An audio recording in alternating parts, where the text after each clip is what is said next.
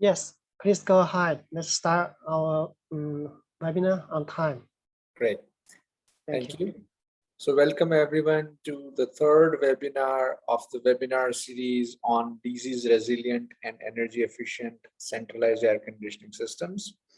Today, the topic of this third webinar is smart centralized air conditioning systems. And as you can see on the screen, we have some excellent speakers lined up for the webinar today. So I welcome you all to the webinar. Before I move to the agenda, I would like to talk a little bit about the housekeeping for this webinar. So this is a virtual webinar. We encourage all of you to participate and engage in the discussions. If you can type your questions on the chat box, we would be happy to take it at the end of the webinar. Please ensure that your system has sufficient battery. You have a notebook and pen if you want to write down anything. Please keep your mic on and mute your mic on mute, and please turn off your video if you are not speaking. I'll request all the speakers to keep their webcam off unless you are speaking. If you have questions, you can either raise your hand or you can type it in the chat box. We would prefer typing in the chat box because we only have 10-15 minutes to answer your questions. We will send you the feedback form right after the webinar, and we will also share the presentations and the recording of this webinar with all the participants. With that, I would like to invite our first speaker of the webinar. Our first speaker of the webinar is Mr. Jin Yao Zhu. He's an energy specialist at Energy Sector Group of Sustainable Development and Climate Change Asian Development Bank. Mr. Zhu has 16 years of experience in energy field. He is responsible for CCUS related work in Energy Sector Group of Sustainable Development and Climate Change Department. And he processes and administers regional technical assistance programs focusing on CCUS and low carbon energy technical roadmap and advanced centralized air conditioning systems. His expertise includes energy and environmental technologies, policies, and programs. He received his BS in 2005 in environmental engineering from North China Electric Power University and Master of Science in 2011 in thermal engineering from Tsinghua University. With that, I welcome Mr. Jin Yao for the welcome speech and for introduction to technical assistance program. Thank you, Yash. Good morning, good afternoon, or good evening, everyone. I'm Jin Yao, Energy Specialist of Asia Development Bank and the Project Officer of the TA Line 6563 Regional Support to Disease Resilient and Energy Efficient Air Conditioning System in Public Buildings. Welcome to join this webinar series. Last two Wednesdays afternoons, we organized two webinars on subject of disease resilience and energy efficiency in centralized air conditioning system. We introduced many emerging technologies and shared many study cases and regulations relevant to indoor air quality and energy saving. This is a webinar series, and we have two webinars to be held regarding smart and automatic control and refrigerant management of the centralized air conditioning system. Today, we will put control system under the spotlight and discuss how to access and benefit the smart centralized air conditioning system from the advanced control and the digital technologies. As per monitoring, automation, and the controls of the air conditioning system, on basis of my understanding, the target is to create an energy efficient system that can provide healthy indoor air quality and can be easily switched to operate on disease resilience mode or comfort mode based on current health condition in geography by the building managers. To reach this target, sensor data and the algorithm are foundations. So we may lead a platform consists of the web dashboard, mobile apps, TV displays, and APIs, which enable the client to review, understand, compile, analyze, and download real-time and historic data for their buildings. The system allows the managing sensors across a single floor or enter buildings or even multiple buildings in multiple locations in a single dashboard. Computer, digital equipment, internet, IoTs, and other emerging technologies have developed rapidly recently. I'm looking forward to the new information and the valuable suggestions will bring to us today. I hope the centralized air conditioning system can install a smart brain to achieve comfort and disease resilience as well as energy efficiency by automating the functioning of the entire system. I also requested to introduce the TA 6563. The key information of this TA is shown on the screen. I would like to emphasize ADB proposed a logic support TA to help developing member countries to cope with new challenges in CAC system, particularly for the post-COVID era. ADB will support an India company to pilot their innovative technology solution in CAC system to address these challenges. The gained knowledge from this TA will be shared with the DMCs and accelerate economic green recovery. This webinar series is one of the important activity under the TA for knowledge sharing. Hope you will enjoy and benefit. Looking forward to a good presentation and a valuable discussion. Thank you very much. Over to you, Yash. Thank you, Jin Yao, for the welcome speech and for introducing the technical assistance program. Next on the agenda, I would like to invite Ms. Donglan Hyun, who is a senior engineer, energy specialist in China Energy Engineering Group, Guangdong Electric Power Design Institute Cooperative Limited. Ms. Donglan Hyun has more than 14 years of experience in energy field, especially in power plant instrumentation, control system, and information system. She has participated in INC Chief Designer in many power plant projects and project manager in telecommunication projects. Besides, she also received Bachelor of Engineering in Automation and Master of Engineering in Control Theory and Control Engineering from Wuhan University.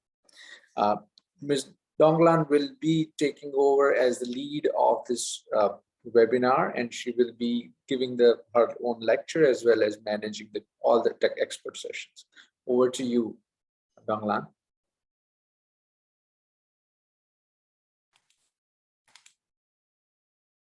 Thank you, Yash. Thank you for your introduction. First, I will share my screen.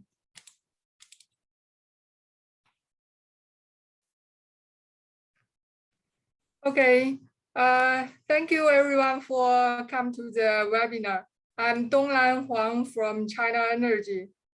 Today's topic is about the smart CAC system. I'll give some overview on the control system of the CAC system. First of all, let's discuss why we need a smart CAC system. Here I have a very short video I get from YouTube.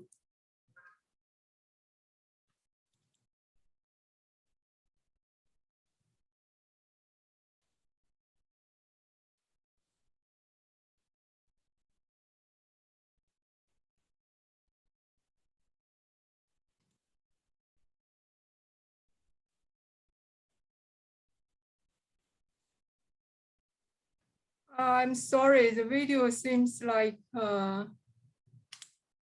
during the sharing, it cannot be played.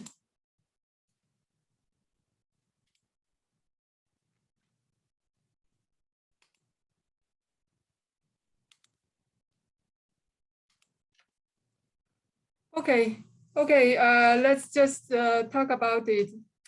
So actually the video source of the video here is the link is under in the presentation. If you are interested, you can also go to that link to have a look. Generally from the video, we can know that also from our knowledge, we know that a smart CAC control system can help achieve better energy efficiency and also better thermal comfort. And I think include the air quality. Also through the automatic control, the operation and the maintenance of the CAC system will be more convenient and more reliable. Since we don't have that video, so I just go to the next slide. How can we get a smart CAC system? As also Jin Yao mentioned, and in the video, actually, we can say that we need to have smart sensors to get more information, more accurate information, and then use them as the input of the control system. And also during the control, the control algorithm need to be optimized to let the system act as required. And besides that, usually the CAC system are not system separately and alone. There are other systems and equipment in the building. To achieve overall performance of the whole building, we need to integrate the CAC control system together with the building management system and by using advanced technologies such as IoT and cloud computation, and also the preventive maintenance related technologies. Okay, then let's go to the introduction of the CAC system. Here is a typical schematic diagram of the control system. In the lower part, we can see there are many equipments and various sensors. This field equipment will be controlled by the controllers in the control room. And through the operator station and also the engineering workstation, we can operate the system and also do the configuration of the control system. Besides that, there are interface between the control system and other system like the building management system. Also, with the development of the technologies, now we have remote control systems through various apps. We can control the system remotely. And then let's go to the hardware that used in the CAC control system. From the very beginning, the traditional mechanical control system are used. In this this kind of control system, it's a combination of mechanical technologies and electric technology. A motor or air will be used as power, and related switches, relays, and contactors, and the pressure thermostat or pressure switch will be as control inputs. This traditional control system has a history of nearly 100 years. At present, some of the cooling equipment still use this kind of control. And then we have the electronic control system. This control system are based on the electronic components and integrated circuits, also combined with relays, contactors, and other control devices.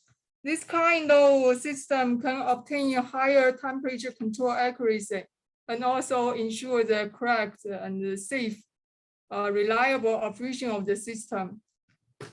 The electronic control system has more than 20 years history.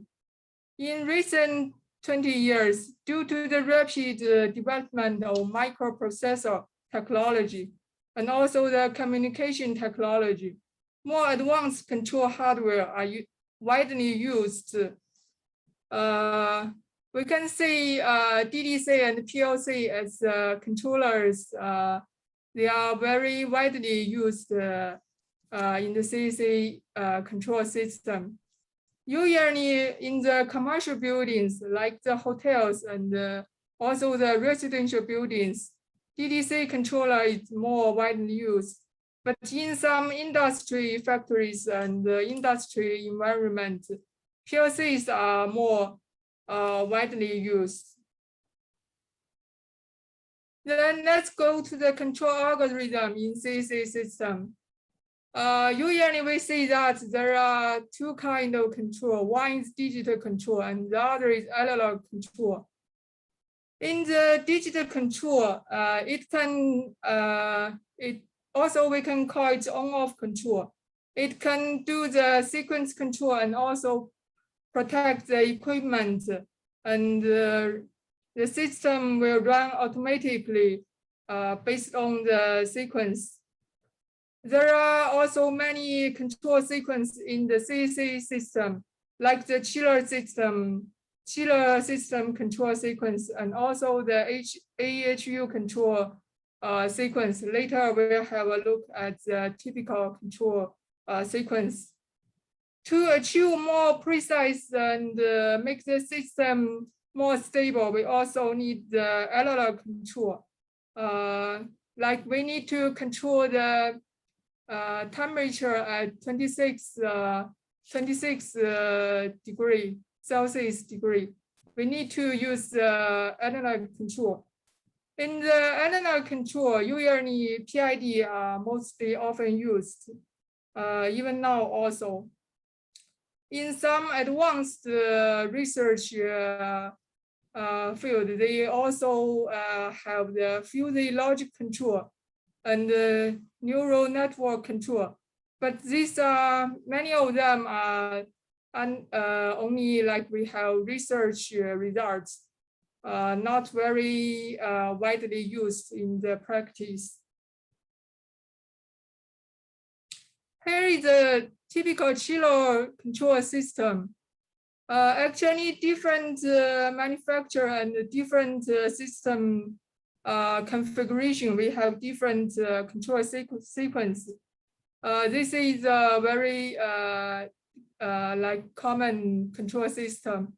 Before we start the chiller, we need to start the cooling tower fan and also the various pumps. And also we need to remember that before we start the main equipment, we need to open the valves in the outlet of the fans and also the pumps. For the stop sequence, it's reverse. We need to first stop the chiller and then stop the various pumps and then the cooling tower fan. Here is the AHU control system in a VV system. Also, it's the same. Before we start the main equipment, we need to open the valve in the pipes and ducts. During the practice, we need to, according to the manufacturer's requirement and also the system configuration, to cooperate with the mechanical engineer to decide the control sequence of the system. Then let's move to the output, the aim of this TA. First is disease resilience. What can a smart CC control system do to help to achieve disease resilience? As Jin Yao mentioned in the welcome speech, in different stage of the different period of the when the building operators, like the pandemic, post-pandemic, and back to normal. If we have the smart CC control system, we can set the system in different mode and commission it before we put it into operation. In different modes, the fresh air volume or fresh air percentage, I think, will be different.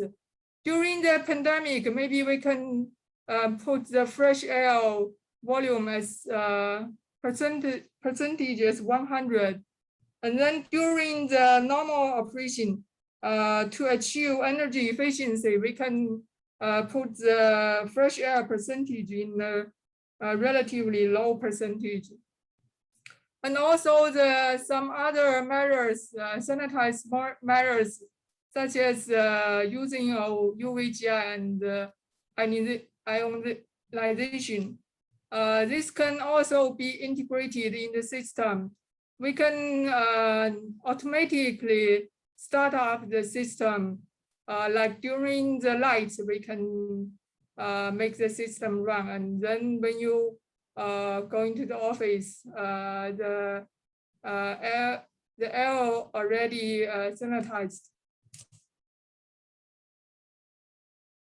And when it comes to energy efficiency, here are some commonly used measures to achieve energy efficiency in control aspects. First, it's a smart sensor. By using the smart sensors, we can get more information. That's very important for the control of the system.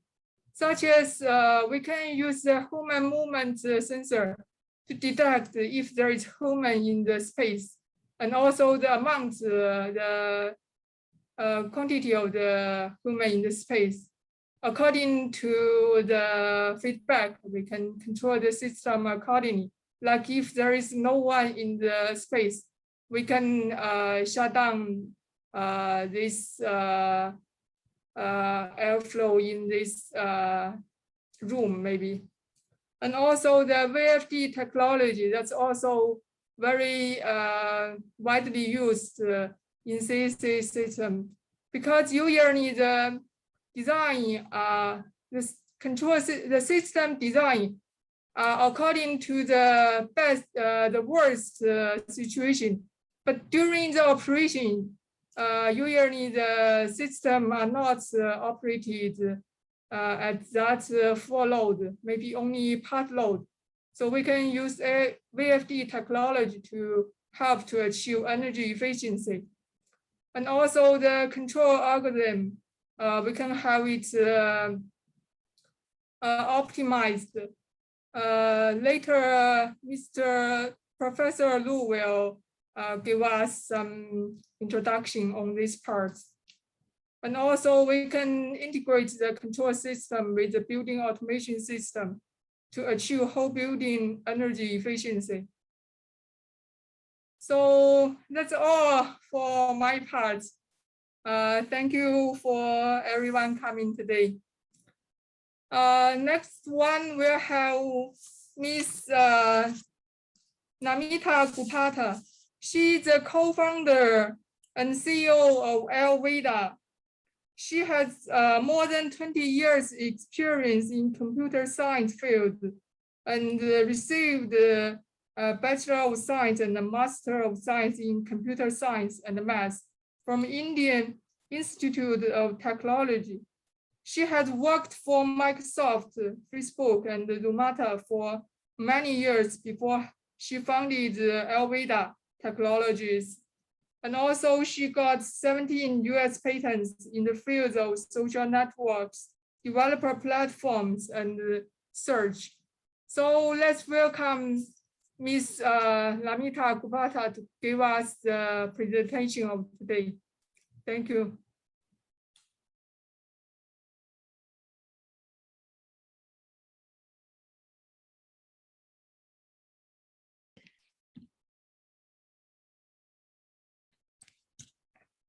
Wonderful. Thank you for that generous introduction, Donglan.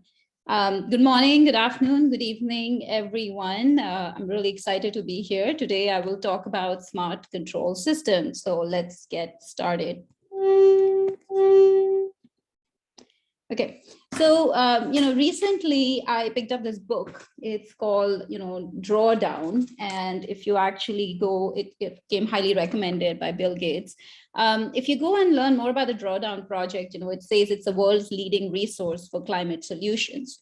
So this book actually talks about, the top 80 ways that we can, solutions for reversing climate change. Now, when I picked up this book, I expected number one to be maybe reforestation or renewable sources of energy. But it was really interesting to see that the number one sort of solution for reversing climate change was actually refrigeration, material use, storage, and disposal in the air conditioning industry. Right? It really sort of speaks to show the amount of impact we as an industry can have on saving our planet. Building automation was number 45. Per the Intergovernment Panel on Climate Change, buildings are responsible for roughly 1/3 of global energy use and 1/5 of global greenhouse emissions.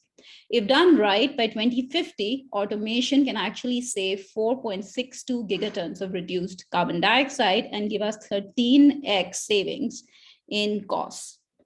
So here is sufficient reason to work on automation, right? It saves us money, and it also helps reverse climate change. Now let's come to health.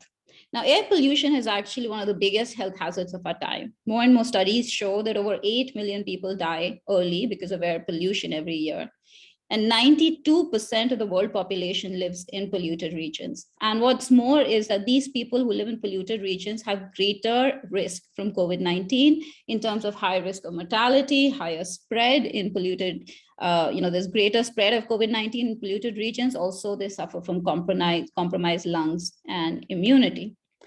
Unfortunately, indoor air quality is often worse than outdoor air quality. Because of particulate matter, which is coming from outdoors. In addition, there is high carbon dioxide indoors, which leads to reduced cognitive function and productivity. There are high levels of VOCs from internal sources, which can lead to sick building syndrome. High humidity levels can lead to mold and allergies, and then low humidity levels can dry out your respiratory passages.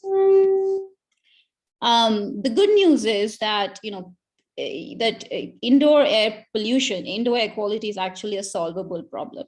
And, we spend 95% of our time indoors, while it's going to take us much more time to clean up the outdoor air quality, because we really have to clean out all the sources there, right? Which is a long-term project by most governments. Cleaning indoor air quality environments is something actually we as an industry can do. And this can reduce the overall exposure for occupants by almost 95%, significantly improving their health and lifespan. Now, more and more studies also showing greater viral transmission of COVID-19 indoors. Again, the good news here is that studies have also found the conditions under which we can reduce this viral transmission. So now if we look at the problem definition, right, the goal in buildings for us is to really balance these three things, right? We want to reduce the amount of energy usage so that we can help reverse climate change and save costs. Two, we want to create disease resilient buildings by meeting the indoor air quality standards for particulate matter, CO2, TVOCs, create conditions for reduced viral transmission indoors, and also create comfortable environments for the occupants, right, which can ensure comfortable temperature, humidity, lighting, noise, airflow, etc. Now, this can actually be quite a tough problem to solve manually. When I started working in this field about 5 to 6 years ago, and I went and spoke to various building managers in Delhi, they would tell me, oh, it's really easy. We just open the dampers during winters and we close them during the summers because, the air is cool outside during the winters and it's hot during the summer. So this helps us save a lot of energy. And we save costs and we build energy efficient buildings. But actually, that's a really bad idea, because while it is great for energy, unfortunately, this is really bad for disease resilience. The air quality outdoors is really bad during the winter. So all that air pollution comes in during the winters by opening the dampers. And in the summers, when air quality actually is not so bad, we are closing the dampers and increasing the CO2 levels indoors, again, creating a really poor environment for people who are indoors. Similarly, if you look at set point temperature, right? There's a standard set point temperature, which makes sense for maximum comfort for occupants. But during pandemic mode, we want to work with slightly higher temperatures for reduced viral transmission.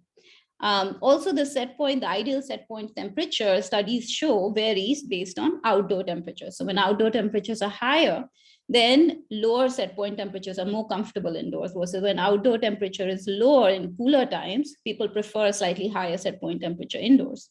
So buildings are really dynamic, right? They're affected by seasons, by occupancy, by COVID. So how do you actually make the right decisions to ensure comfort, disease resilience, and energy efficiency?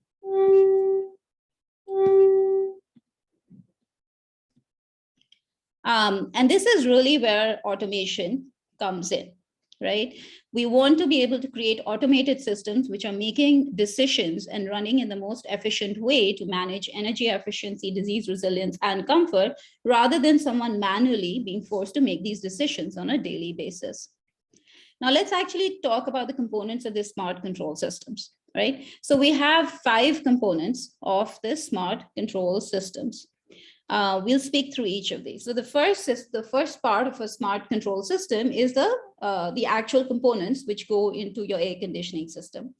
So for example, you might have the fresh air system, an exhaust system, an indoor recirculation unit, HVAC, and other systems like lighting, security, etc. Right? Now, each part of these systems expose certain things that can be controlled. Like, for example, in your fresh air system, you can potentially control, turning them on off, their fan speed, the temperature, RH set point. Similarly, we also want to expose data about their functioning, which can really help us with fault detection. So for example, if we are exposing pressure differential across filters, then we can, detect and be alerted to the fact that the filters need changing because the differential pressure across the filters has increased. So similarly, for each of these systems, we have to expose both the controllers, which allow us to control them in an automated fashion, and then various data about their functions, which can help us with fault detection. The second big area for the control system is the data from sensors, right? Now, here we need sort of real-time sensors, which are continuously running in the building in real time, giving us information about the functioning of the building. So here are some of the key sensors that are used. Of course, there are additional sensors that a lot of people set up, but here are some of the key sensors that we'll talk about. So air quality sensors, right? We have to ensure that we are meeting the indoor air quality standards indoors. So we must have indoor air quality sensors. In addition, having outdoor air quality sensors actually helps us understand the air quality outdoors so that we can make better decisions around when to pull in fresh air, how much the air needs to be treated, and I'll be able to treat it well or not. Then temperature and humidity sensors, both indoor and outdoor, to ensure comfort and reduce viral transmission indoors. Also, the ability to set efficient set point temperature and humidity. Occupancy sensors, by knowing the occupancy of different zones of your building, you can actually optimize for energy usage for those occupied floors rather than for the on unoccupied floors. And then energy meters, right? We absolutely need energy meters in every subcomponent of your CSC system to ensure that we are optimizing energy usage for every component at all times. Now let's talk about the sensors a little bit. Now the accuracy of monitors is actually quite critical. since they are being used to guide building automation and user behavior. Now, given the wide range in the quality of air quality monitors which are available in the market, Reset is an organization which has actually created a standard for sensor performance and calibration. So what Reset does is it actually segregates sensors into grade A, grade B, grade C. Grade A sensors are sort of reference sensors, which are used by governments, so can be used to calibrate grade B sensors. Grade B sensors are sensors which can be used in commercial scenarios, in buildings, and then grade C are consumer grade sensors. So only grade A and grade B are acceptable for use in Reset projects. Well building standards also only accept Reset certified devices. Then we come to sort of the key parameters that should be monitored when you're monitoring air quality.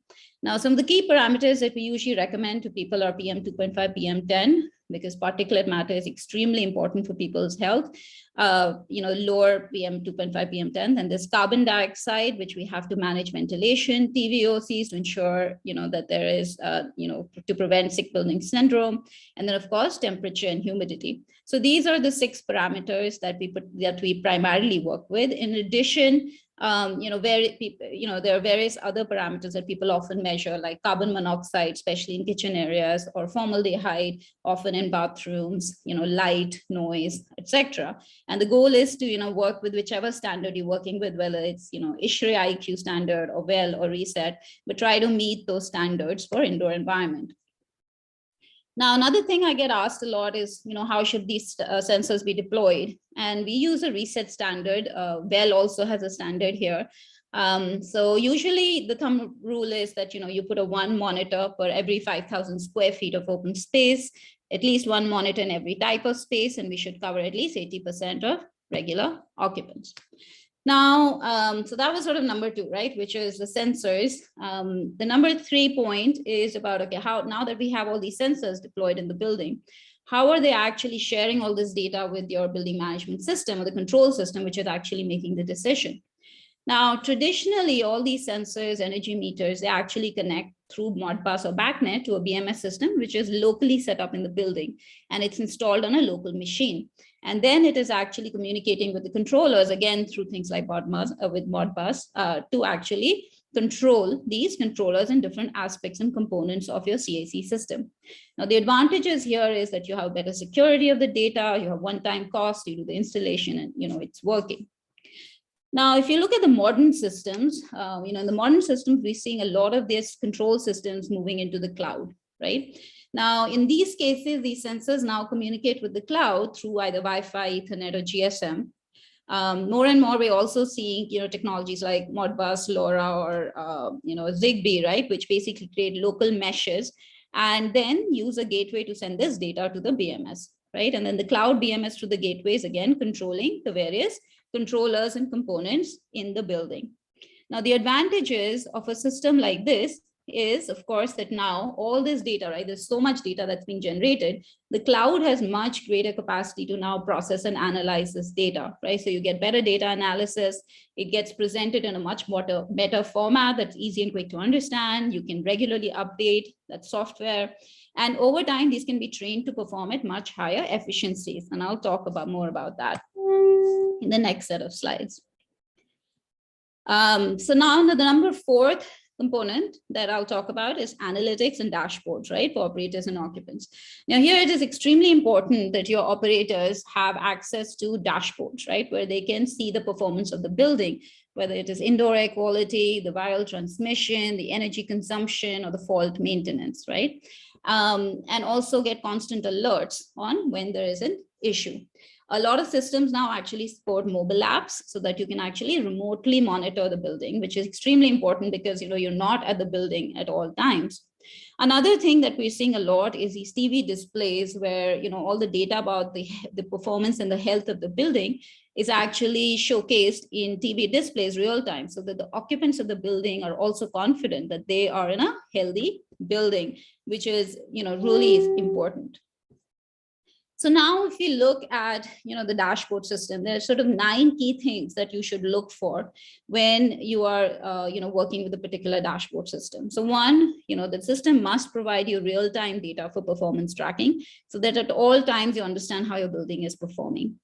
Second, it should give you, fault detection and preemptive equipment maintenance so that you get notified before something breaks down. This is what allows you to provide continuous operation. Thirdly, timely alerts for issues. So, if there's an issue in the building, the CO2 level is high in a particular part of the building, or the PM levels are rising, it needs to alert you immediately so that you can actually go and resolve the issue before the occupants of the building actually start feeling it.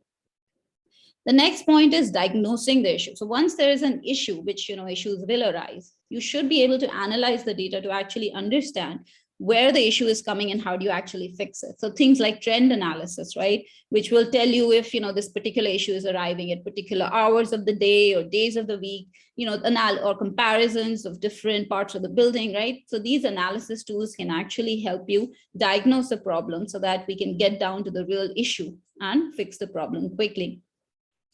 Remote access to performance and alerts, again, really important. You're not at the building all the time, especially in COVID times. And it's very important to have this data access remotely so that timely action can take place. Controls and overrides. So the building operator needs to be able to control this system. They need to be able to optimize for things like working hours, specific permissible values that the building wants to work with, specify whether they're working in pandemic mode or normal mode. And of course, override the functioning of the automated system as needed at any point. Security is a very important part of these systems, especially because it's living in the cloud. So you need to have really solid control systems, security control systems as viewer or administrator, so that only a small set of people can actually take very important actions with the systems. A very important aspect of this is that it needs to be easy to set up, easy to use, interpret with intuitive user interface. What we've seen is in a lot of buildings, they have building management systems sitting in their buildings, but they are not used because most people in the building actually don't know how to operate it, right? So making these systems really easy to use and having a very intuitive user interface is what will actually get them to be used by your building managers. And then finally, given how fast technologies are changing and improvements are happening in the world, you want to create a system which is easy to upgrade and which can continuously improve. And these are all sort of advantages you can get from a cloud-based system. Now, finally, we come to the control logic. Now, this is the brain of the system, right? Where all the data from the sensors, all the data from all the components of the building is now going into this central system, which is a control system, which is actually making the decisions and controlling the various parts of your building. Now, the standard way to create this controlling logic is a rule-based system, right? And rule-based system is actually a really powerful system. You can do a lot of complex things with a rule-based system. So for example, a simple rule like if carbon dioxide levels exceed 800 ppm, then you open the damper to allow ventilation. And when they're again below 800 ppm, you close the damper. Right? A simple rule like that makes sure that your damper is only opening as needed, right? Demand control ventilation. Similarly, if pandemic mode, then you set point temperature to 26 degrees. Else, if it's a normal mode, then you may set it to a lower number, right? If occupancy in a floor, if there's no occupancy in a floor, then you can reduce the damper to 10% and turn all the lighting off, right? 2 hours before the building starts, you can flush out the building. 2 hours after, the end time of the building, you can flush the building. So these are all instructions that you can actually very easily create in a rule-based conditional system. And then this can really automate your building and remove the requirement to constantly manually see how your building is performing. Now, what we are seeing in futuristic systems is more and more use of AI and ML models in actually creating this automation control logic. So for example, let's look at fault detection, right? Now, in a manual system, it's like, oh no, the system broke, right? If you have a rule-based system, then you can actually specify certain conditions that if the temperature is so much and the pressure is so much, then you need to change this particular component, or differential pressure exceeds this amount, then the filter needs to be replaced, right? So you can create these conditional statements. But what happens with AI ML is that now you can create this training data. For example, you can create the supervised data in this format where you specify, okay, under this temperature and this pressure, we saw that there was a machine fault. under this temperature, under this pressure, there was no fault, right? So if you can create this data, which actually the system can learn over time, right, as more and more data of the functioning of the building is shared with the system, and then this system can actually provide much more efficient fault detection and can improve the probability that you will be able to recognize a fault, early in time, so that you can actually take an action. So what ML can do is improve the efficiencies of your system. Similarly, look at, opening fresh air dampers, right?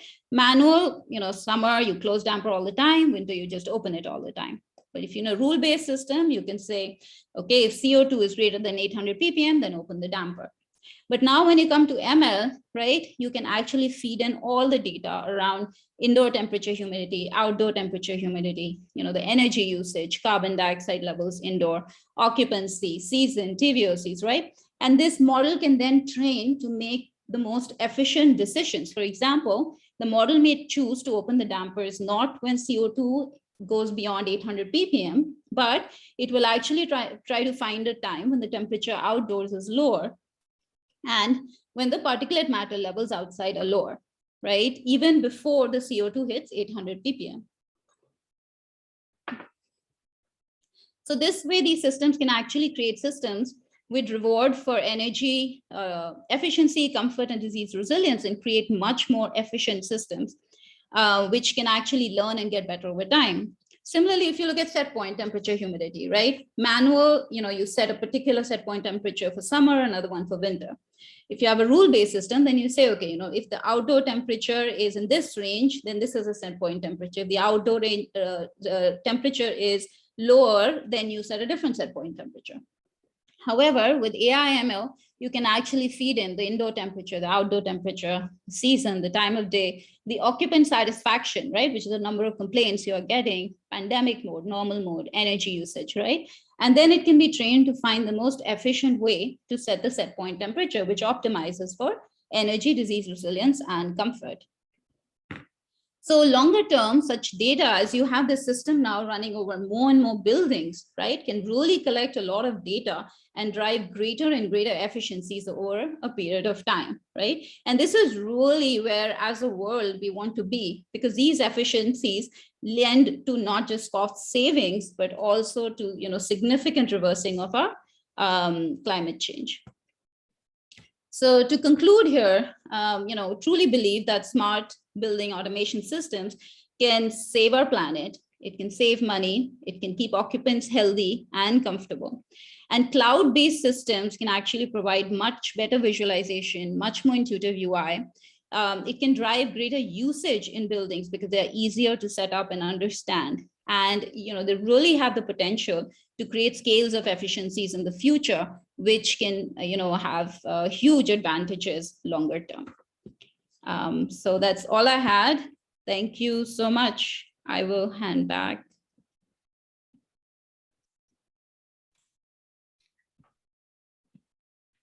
Thank you. Thank you so much for me to put us a very excellent presentation. From the presentation, we get so much useful information on the control system, especially why we need the smart CEC system and how we can get a smart CEC system. She told us many useful information in the advanced technology like the IoT, ZigBee, the BMS cloud, and also the dashboards. Thank you so much. Thank you so much for having me, Megan. Okay, then let's move to the next speaker, Professor Lu Ai. Professor Lu Ai is a professor of energy engineering and faculty of engineering and information technology from the University of Melbourne. He has more than 40 years of engineering experience in university teaching, research, development, demonstration, and commercialization of renewable energy and energy efficiency technologies. He has been internationally recognized as an expert in low carbon technologies for built environment applications. His research areas include heating, ventilation, air conditioning, and refrigeration system. With two resource complex system modeling. System models have been applied for identifying the efforts of the policy interventions and the robust decision making. He has been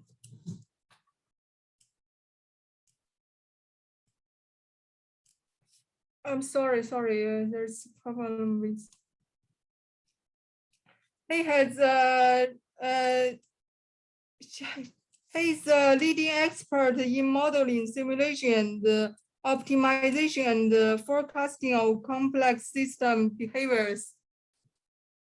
Okay, then let's turn over to Professor Lu.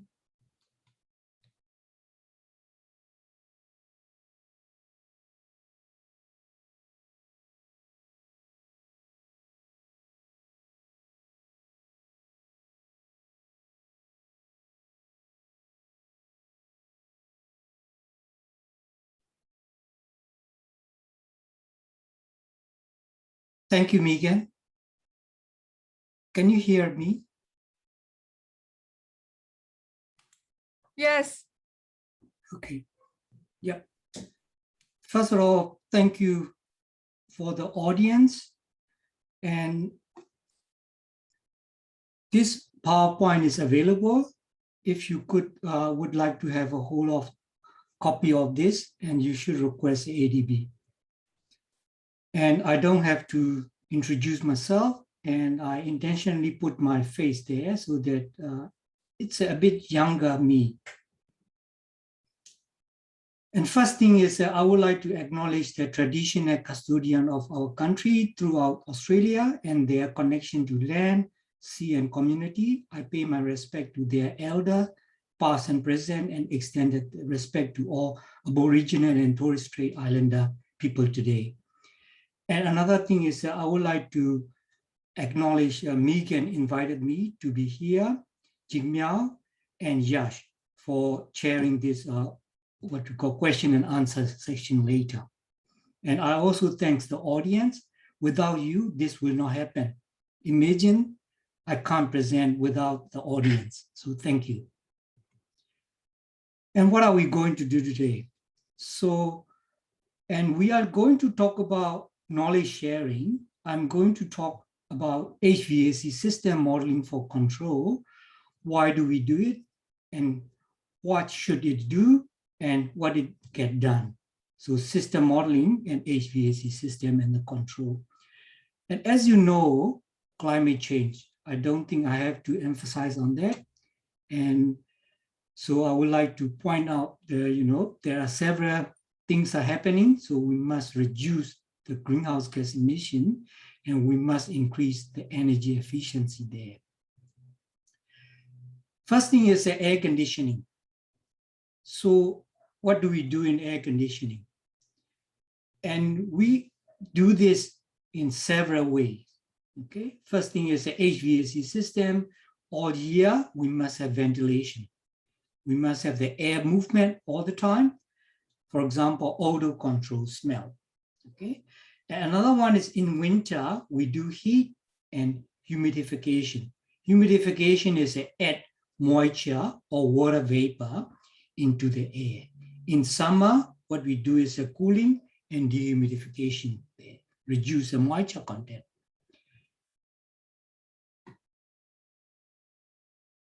So ventilating, what do? We got to do this in two purposes in here. One of them is a removal of heat, because we got to have a controlled temperature inside, so removal of heat from the occupant space. Another one is a supply of fresh air to meet the health requirement. So if you look at COVID situation, health requirement, it's a very important one. So how much air should we be providing? So these sort of things need to be considered before we control ventilation. And as you know, the small particle, the previous speaker presented about the PM10, PM2.5, and if you think about those, PM10 is the hydraulic diameter less than 10 micrometer, and they can go into your, respiratory system. And if you look back, fine particle, PM 2.5, they will go into there, and even finer particle. And if you think about the viruses, very, very teeny tiny particle, they can go into your bloodstream directly to. So we need to be very careful about those very small, teeny tiny particles like viruses. And this one reminded me of my childhood. It's a very healthy child because of those, immunity developing, and then those sort of things, getting rid of those particulate matters there. And this is in psychometric chart. Psychometric chart is where we are at, in horizontal exit, we tell about what the temperature of the room is. Vertical exit is what about the moisture content. In summary, I would like to show you the cooling. Cooling is there in here. Temperature dropping from, higher temperature to lower temperature. This is a process in psychometric chart. And if you reduce moisture content, this is a dehumidification, so that we reduce the moisture content. And this process is reverse heating and humidification happening. So this is what we are doing in HVAC system. If you look, this is a diagram in Manila. I intentionally pulled it out. And if you look back in this diagram in Manila, and comfort without doing anything, the whole throughout the year is only 5 hours there. So what we need to do, it's we got to do the, what we call cooling and dehumidification. This blue color area is a comfort zone. So we want to pull it those outdoor condition. Indoor, we want to make it inside. So comfort is an important one in there. So if you are going to control those, we need to understand what are the effects on indoor environment. This diagram tells us about several things affecting that indoor environment. Obviously, outdoor environment affecting indoor environment, and building envelope also in between outdoor and indoor. What is happening in building envelope will also affect what is happening in inside. Our occupant inside also control what is happening, not control, affects indoor environment condition, and what we have it inside the building also affecting the indoor environment condition.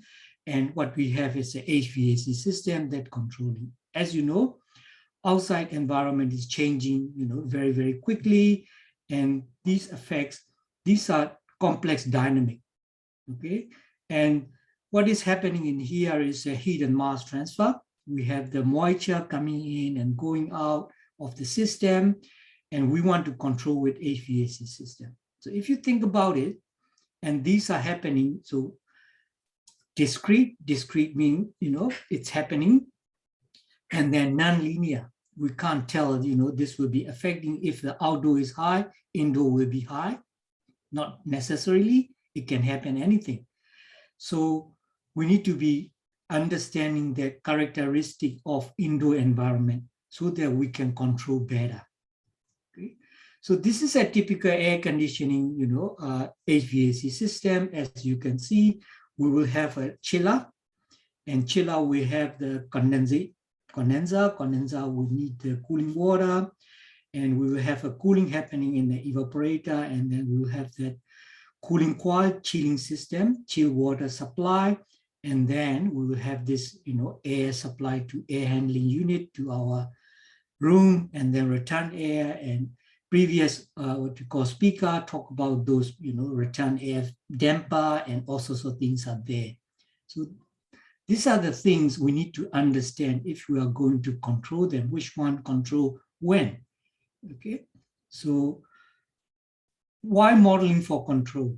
If you want to know, we need to understand how we are going to do that. We need to understand the system. We need to predict what is happening, okay?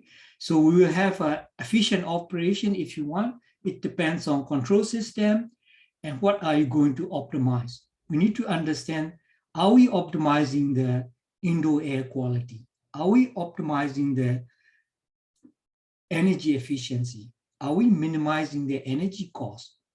Which one are we after? Are we extending the life of the equipment? So we must have an objective function, and sometimes these are not very clear cut. And sometimes these objective functions are competing each other. So we got to be very, very careful with setting those objective functions. What I'm saying is that we need to understand what we wish for. Where do we want to go? So why do we need control algorithm? So if you want to do what we call control algorithm, we need the accurate modeling. Okay, so that's the reason we are doing it. Okay, so if you want the efficient operation of HVAC system, that means it depends on your control system. Okay, so I will read this sentence in here. System modeling is very important for the control. If you can't accurately model the system, you can't control it well. That Megan said it. Megan sent me that email. So I remember that I need to put in there. I acknowledge Megan for saying this. So why are we doing this? Okay, first thing is a previous speaker talked about proportional, integral, and then derivative control. What we are going to do in the control is we have a controller, we have the sensor, and we have the set point, what we want. Okay, we measure what is going on, and then we measure the error, and we provide the control signal and the process, and then we have the process variable, we have control, and that's a feedback control. Okay, PID got the three, what we call algorithm. You can have a look, and that proportional algorithm or integral algorithm or discrete, a derivative algorithm. And then we look at this because in the control, important one is should we be controlling based on proportionate, or if you want, cold air, should we be opening more what we call fresh air, or should we be doing more cooling? What do we do? And important thing is that dynamics is that there is a delays involved. Delay means if you want to control, these things don't happen. These things happen slowly. So we need to be very careful with controlling and the delay in the process. And if you look at the what we call temperature of the room, delay, it's long. If you do the thermostat setting something, it couldn't happen immediately. So we got to be very careful when we are doing control. So we need to understand those delay there too. Okay. Another one is a model predictive control. That's a very important aspect in there. What we do is we do measurement of the system, and then we have this model predictive controller. And within the controller, what we use is we use the model to predict what is happening in there. We do the optimization, like let's say if we want to minimize energy consumption, we do that, we base on that control action there, and then we provide that what we call controller, control input provide, and there's a feedback there. So we need to understand what are we going to achieve and what are the constraints. For example, if your chiller may have the maximum cooling capacity, okay, so those sort of things, we can't go beyond that. So we need to understand our system, and these are the model predictive control are very, very important, and we need to understand those. So if we are going to do that, we need to have the models, okay? In very simple terms, what is a model? Model predict or calculate the output based on the input that you put in. So once we are talking about system model, and we need to look at combination of those subsystems. As you remember, damper and chiller and fans and pumps and flow, all sorts of things. You need to understand individual things, and we need to have those individual component models too. So when you look at the individual component model, these are series of relationship between output and input. So very simple term, we need to know this, we need to be able to calculate those. So there are several components there. I will not go into detail, and previous speakers present about those. So there are three types of model. most complex one is a phenomenological model, physics-based. And these are, we call it a white box model or mathematical model or forward model. These are deductive. Deductive means once you have that model, whatever happening input, we can understand what will happen later. So we don't need to have the system. We can do that deduction there, okay?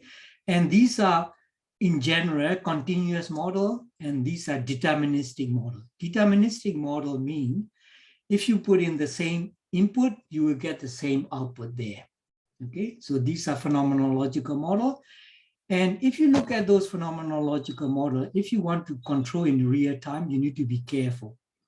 And some of those phenomenological models are based on physics. So we have a conservation of mass, conservation of energy, conservation of momentum, and those sort of things.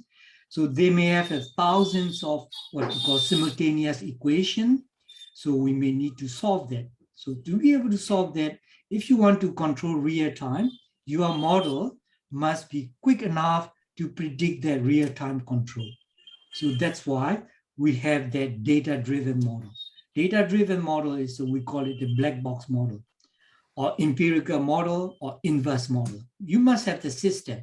You must have the measure, okay? So in the data-driven model, if you are going to use artificial neural network, or if you are going to do machine learning, or whatever you do, you must have the data collected before you do. So these sort of models are very good if you have a system already designed and operated there. Phenomenological model, these are very good if you are designing those systems, okay? So phenomenological model, and we don't use a lot in what we call control, real-time control, because of the time constraint, okay?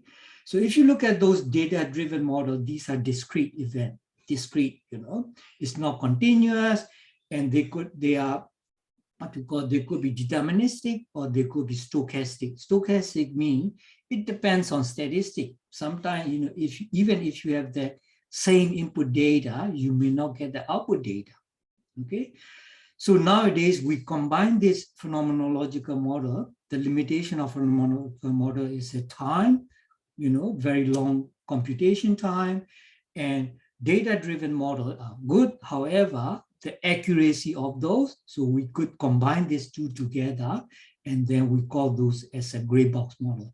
So that what we call do away with the limitation of those phenomenological model and do away with a little bit of, you know, data-driven models, okay? And I already explained it to you. These are developed law of conservation, and data-driven models are based on the, you know, data. Yeah.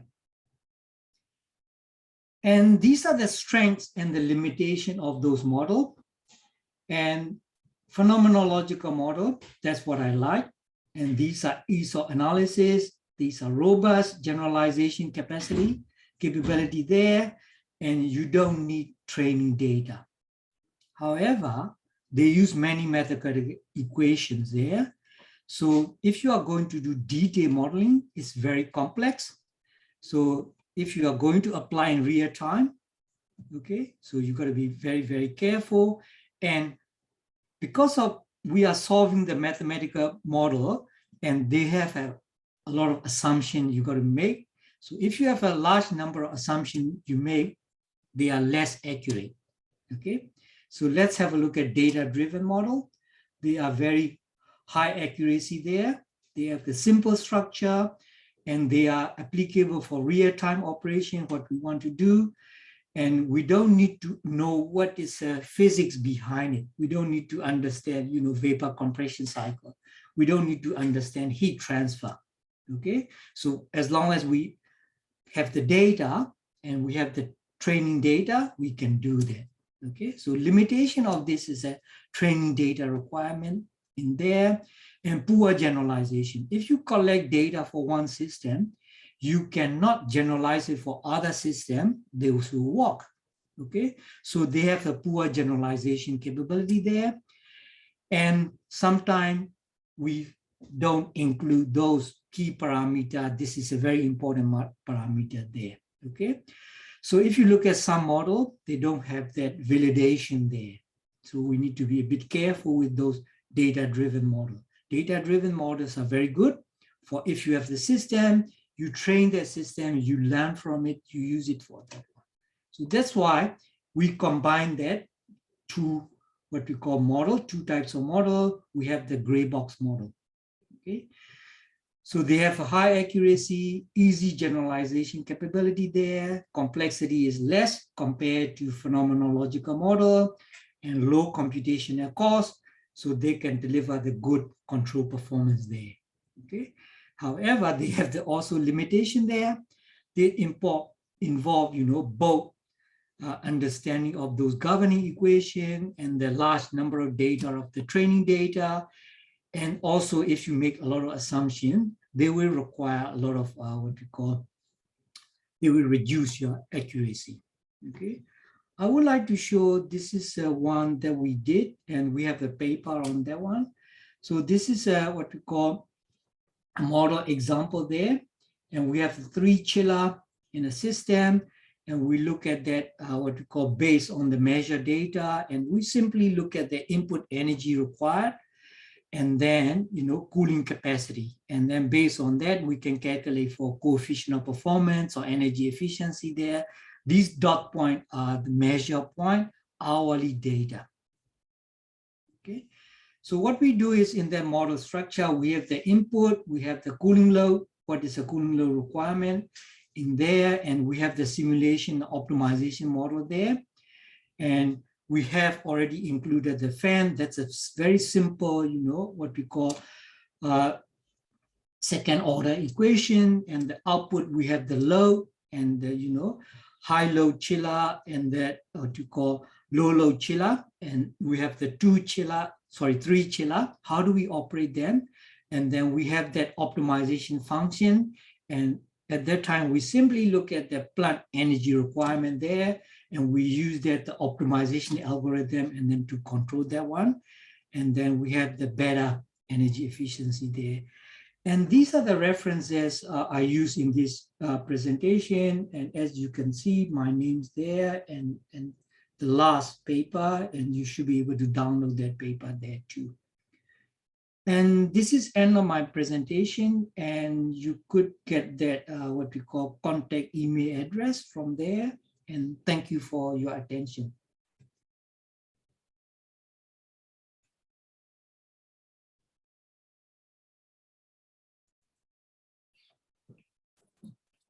Okay, thank you. Thank you, Professor Lu. Thank you for the excellent presentation. From your presentation, I learned much about the modeling. Thank you so much. Thank you, Megan. I appreciate your help. Thank you. Bye. Thank you. Okay, then let's move to Jin Yao Zhu. He is the General Manager of Asia Pacific of Ford's Group.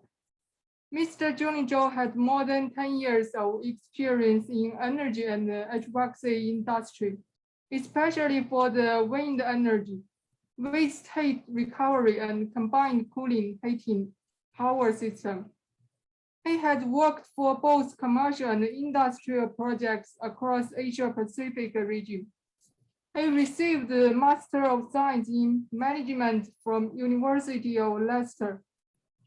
Okay, let's welcome Mr. Jin Yao Zhu to give us a presentation. Thank you, Megan. Thanks for your introduction. And also, I also appreciate for the before all the presenters presentation. Here I'm very benefited from your content. And I also hope everyone in the room, in the Zoom meeting room, stay safe and healthy because of the COVID now. Yeah, everyone be safe. So I will share my screen now.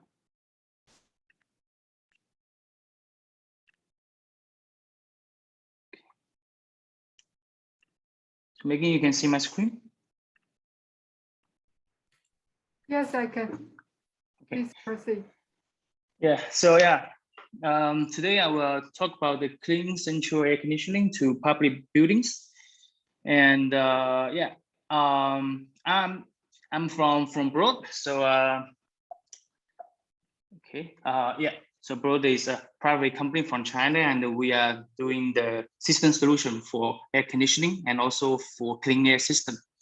So actually, why I choose this topic, and because I believe this is also related to the webinar, and also we do chillers and fresh air system, and also we do buildings as the factory made buildings, 100% factory made. Yeah. So let's looking at the main topic today, and of course, since today we're focusing in the control system. Of course, we will also share some of our experience in the control system in the clean central air conditioning. So when we're talking about the central air conditioning, of course, also as the other presenter already mentioned, there are major equipment. But we believe to make the clean air, clean CEC, there are chillers like absorption chiller, like electric chiller, for example. Currently, very popular one is the oil-free magnetic bearing, and also the filter machine, especially like the one with the function for air purification as well as the heat recovery. This as information. I will also go into details in the following slides. So like for the absorption chiller system, so absorption chiller is quite unique and actually niche technology in the market, and because it doesn't use the electricity as the energy source for the air conditioning system. Rather than that, absorption chiller uses the heat. For example, we can burn the natural gas or diesel or the LPG. I mean, any fuel you can burn it. We can use it for air conditioning, for cooling, heating, and hot water, and also like waste heat from the exhaust gas from the generator, and also the steam, the hot water. So anything we can use it as long as the heat can bring the water up to 90 degrees. So those energy can be used for this kind of chiller to providing the cooling, heating, and hot water. So yeah, so this is the simple diagram for this system. And of course, electric chiller system is more than common in the market, and also I suppose everyone already get very familiar with it. Just to be highlighted with the current, like the already in the market, the magnet bearing oil-free is already mature technology. So also this is also very good to save the electricity consumption, as well as to make the maintenance easier and to save space. So that's the two kind of chillers we can use in a clean central air conditioning system. And also to make it clean in output also. So for the terminal side, a fresh air machine is always used. Like the one we are showing here is beside it is fresh air machine. It also has the function. It also has the function to make the heat exchange. So for example, from here we can see this is the fresh air in. So and also go into the indoor, from outdoor to indoor, and then this is the exhaust air from indoor go to the outdoor. So it is doing the air circulation, and in between the exhaust air and fresh air, actually we can put a heat exchanger there. So for example, in the summer when the hot air come in, so the hot air can already be pre-cooled by the exhaust air from indoor. So in this way, it can be greatly to save energy in the building for the air conditioning. And also, why the technology will be put here for the heat recovery is also like this kind of a machine. It is using the 100% fresh air. So in this case, it can avoid the cross contamination in the air system in the building. So for example, right now, especially after the COVID case in China or in some other countries, especially in China, the government already have the regulation and the law that for the new building for the CEC system, you must use the 100% fresh air system to avoid the cross contamination. Okay, so this is for the fresh air system to be used in the clean CEC system. So if we looking it into a system-wise to make it into one page, so we are talking about not only the clean in the output, but also the clean in the whole process. For example, for the 3 technology we mentioned here, so the clean in the energy source, for example, for this kind of system, so we can use like natural gas as a clean energy, and also we can recover the waste heat to make the energy side also clean.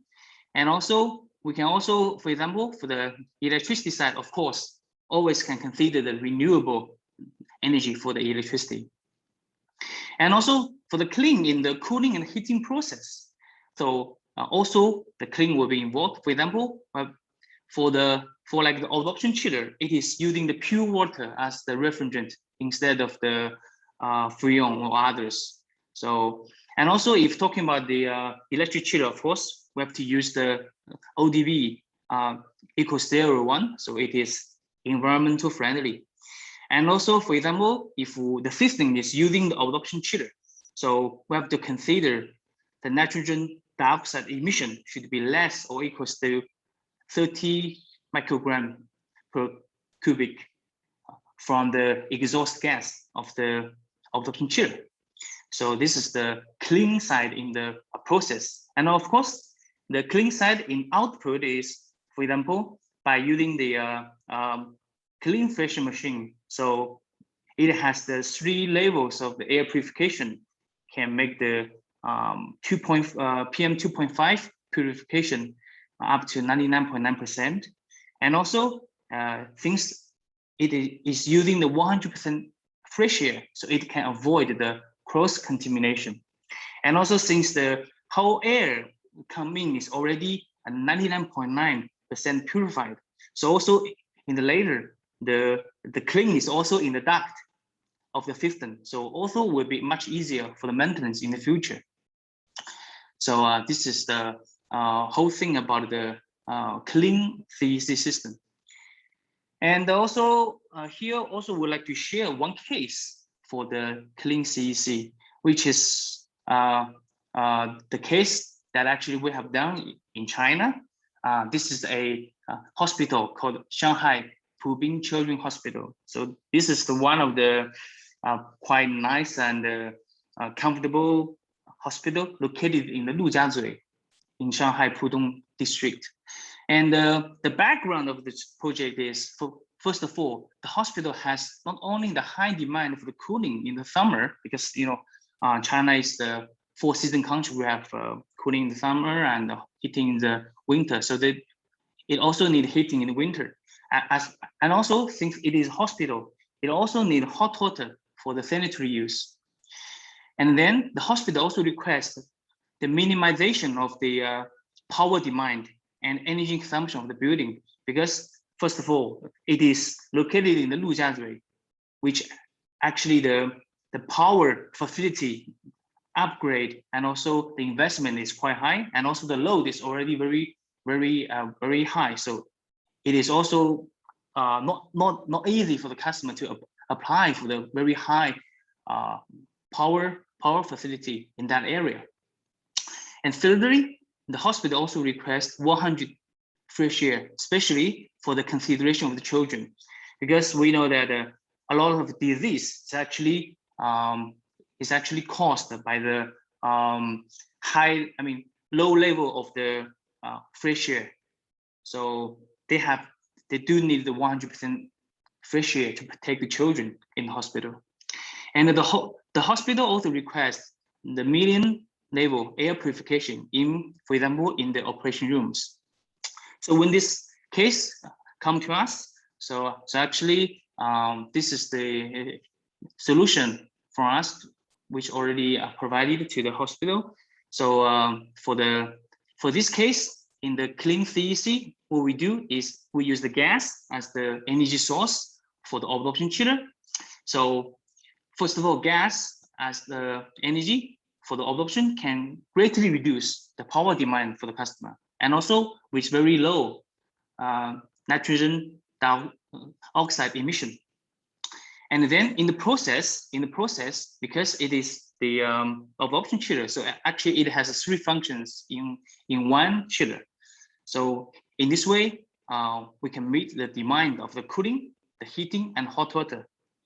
For this case, the heating from this hospital is around 1.3 megawatt. The cooling is around 500 RT, and the hot water is 600 kilowatt demand.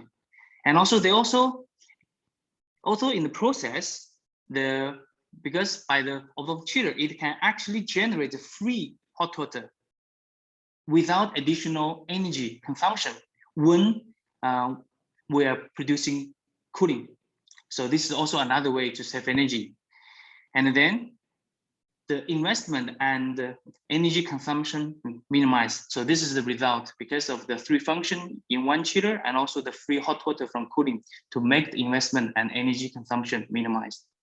And when it comes to the output for the clean fresh air, so it has the 99.9% purification and also 100% fresh air and also 80% heat recovery from the exhaust air.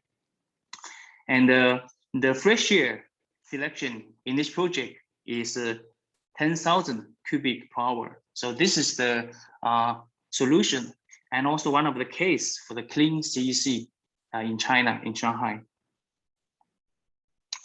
And also when we are talking about the control system in the clean CEC, yeah, we do have also some of our experience to share. First of all, for the chiller itself, for example, the flow meters are installed for all the pipes, including the fuel, the chilled water, heating water, cooling water, hot water. So it can reflect the energy efficiency directly or indirectly. So actually, all those flow meters and all the informations already combined in the chiller system PLC. So it can directly to indicate, okay, what is the instant COP of the chiller, and also what's the hourly COP, and also what's the daily COP. So the customer side, they are very directly to see the energy efficiency. And also there are also the intelligence control system to realize the operator free for the chiller and also for the water distribution system. So for example, in this PLC system, we can always setting the time on and time off. So once those timings already set, so the operator actually is already no need. So just let the chiller system to run in a automation mode.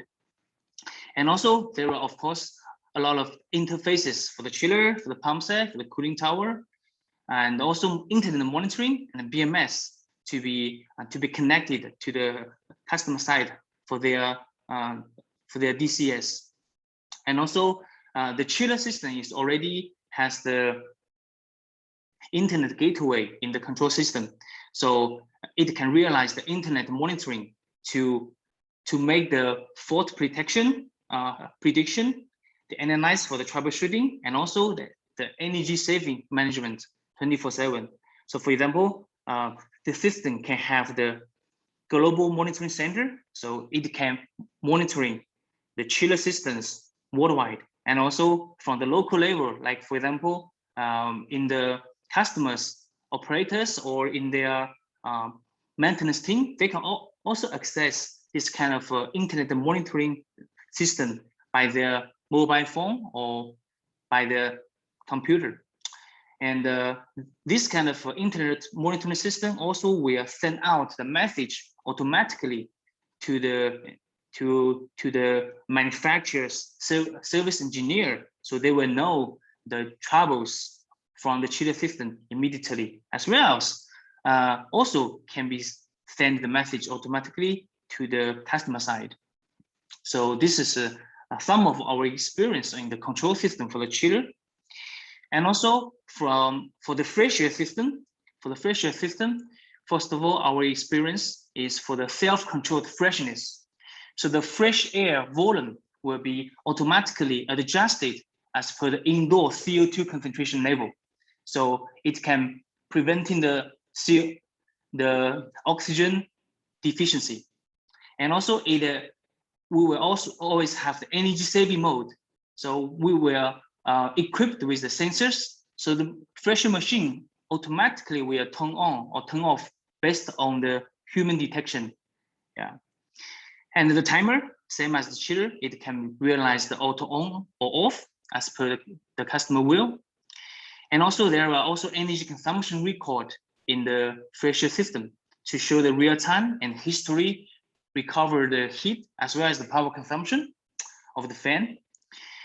Also to have the fault diagnosed. So the control system in the fresh air machine also can realize the auto fault diagnose, also the oxygen deficiency alarm, also like the cleaning reminder for the customer to regularly clean the filter to make sure that the clean air in the building. And also, of course, the machine also can be controlled by the mobile app to realize the most convenient and the direct control to the fresh air system. And yeah, so this is one of the simple diagram for the control system for the fresh air by the global internet monitoring. So for the fresh air also can be monitored from the internet, and also can set up a monitoring center for the clean air system. Okay, I think my time is almost down. So last page. Also, like for example, in the case in Shanghai Proving Children's Hospital, we set a screen for the customer like this. It can show the real time of the air quality outdoor, what is the level, and also the indoor level. So when the hospital's patient come in, or they will know immediately what is the air quality inside the building, and also to combine with some real-time global PM 2.5 level in different cities all over the world to compare. And also it can have the recording for average level through the year for the air quality. So this is the global monitoring for the clean air as well. So yeah, so that was my presentation about the clean CEC system. And so basically from the technology and from the system and from the control to make the clean CEC most energy efficient and the most ease of use. Okay, thank you everyone. I will get back to you, Megan. Thank you for Johnny's excellent presentation. You let us know how these technologies are used in the practice in the real project. Thank you so much. Thank you, Megan. Yeah.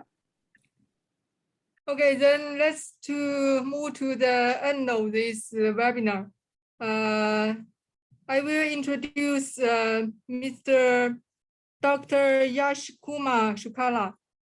He is the Executive Director at Center for Advanced Research in Building Science and Energy at CEPT University, India. He has more than 15 years of international experience in building energy efficiency research and serves as lead on several groundbreaking energy efficiency research projects. He currently serves as a team leader of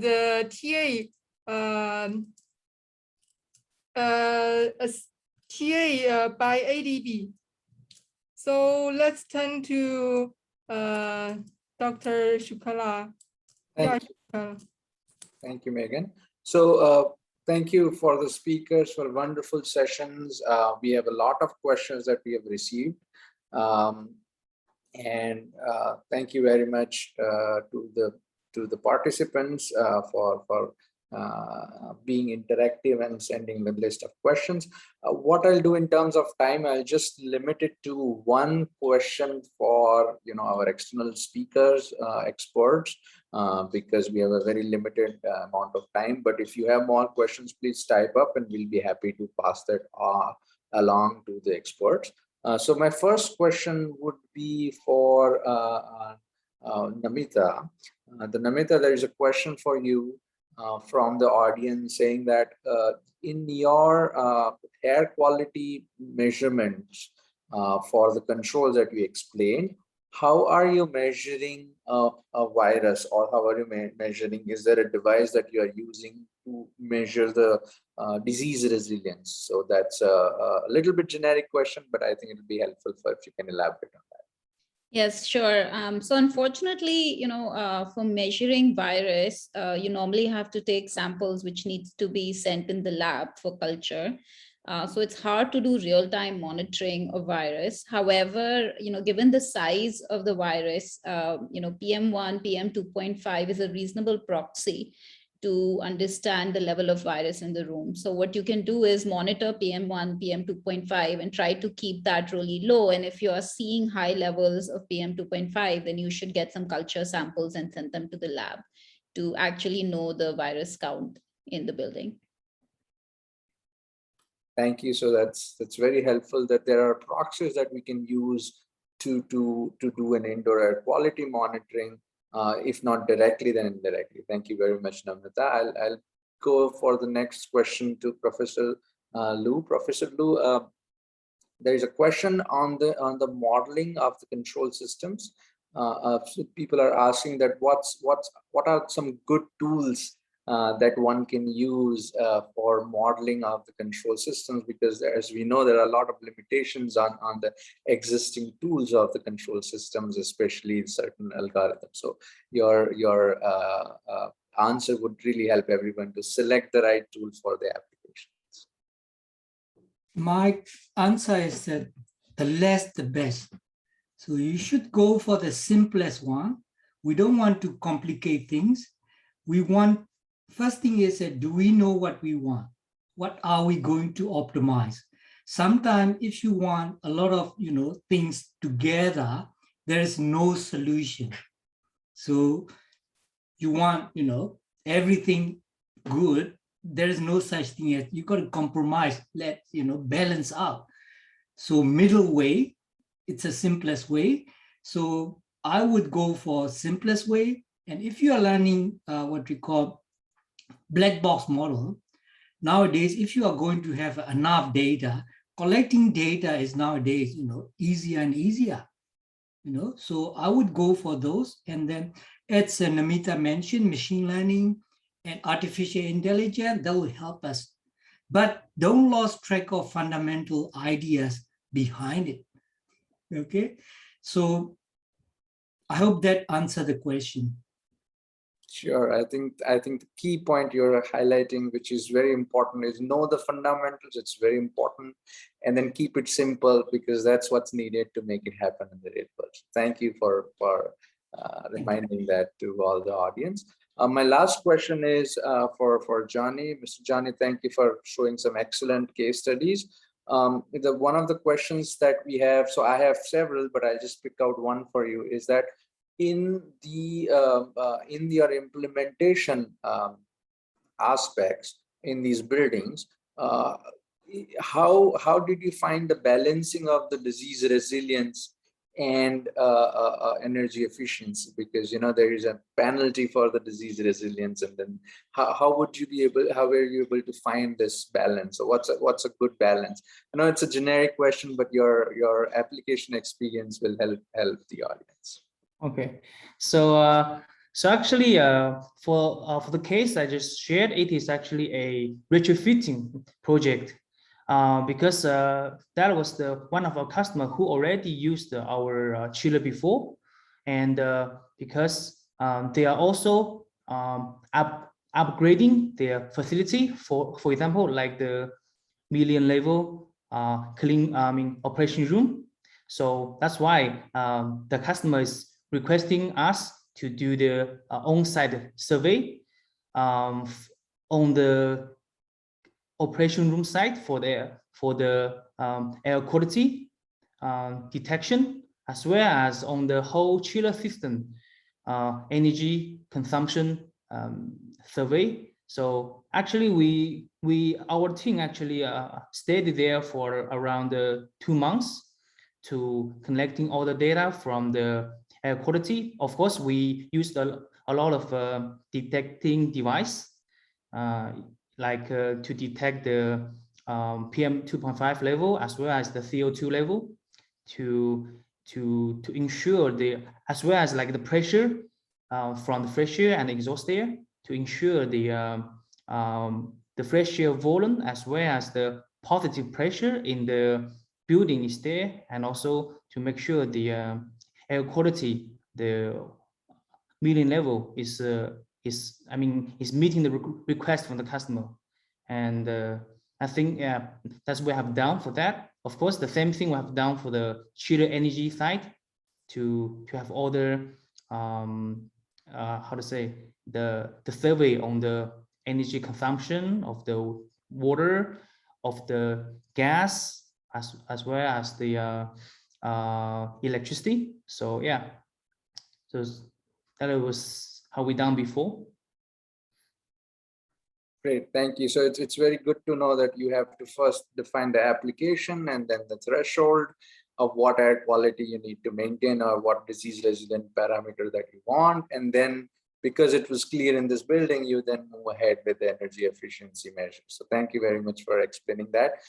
In interest of time, I would actually like to close this webinar. So thank you very much to all the speakers, for Megan in particular, for coordinating this excellent session. Before I end the session, I'd like you all the participants to remind that there is a last webinar planned for the series on refrigerant management, which is on 29th September, same time, 4 to 5:30 p.m. Manila time. Please also, you will get a feedback form for this particular webinar. So please complete that. Provide us feedback. Here is the link on this slide, which you can click or you can use and provide us feedback. We would like to know more from what you have found, how you found this knowledge sharing session, and what we can do better in the future session. So we look forward to your presence on the 4th webinar on 29th September. Thank you very much to all the participants and to all the speakers again to taking a time out of your busy schedule. With that, I close the webinar. Thank you very much. Thank you, Yash. Bye. Thank you all. Thank you. Thank you, Mr. Thank you all. Thank you, Thank you all. Thank you, everyone. Thank you.